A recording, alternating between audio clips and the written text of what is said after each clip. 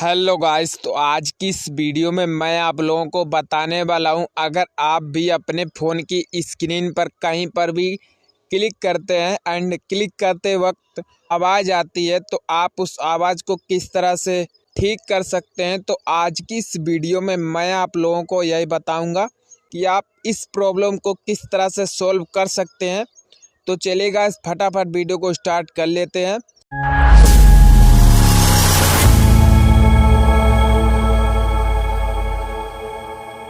सबसे पहले गाइस आपको सेटिंग्स ओपन कर लेनी है।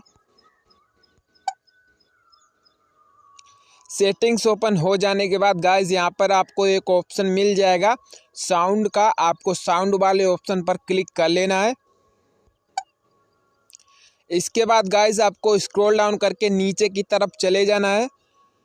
यहाँ पर गाइस आपको एडवांस का एक ऑप्शन मिल जाएगा। आपको एडवांस वाले ऑप्शन पर क्लिक कर लेना है। इसके बाद गाइस यहाँ पर आपको एक ऑप्शन मिल जाएगा टच साउंड्स का। ये गाइस यहाँ पर आप देख सकते हैं ये ऑन है, तो आपको क्या करना है, इसको ऑफ कर देना है। तो चलिए मैं इसको ऑफ कर देता हूँ। इसके बाद गाइस आप स्क्रीन पर कहीं पर भी क्लिक करेंगे, इसके बाद आवाज़ नहीं आएगी, यानी कि आपका प्रॉब्लम सॉल्व हो चुका है।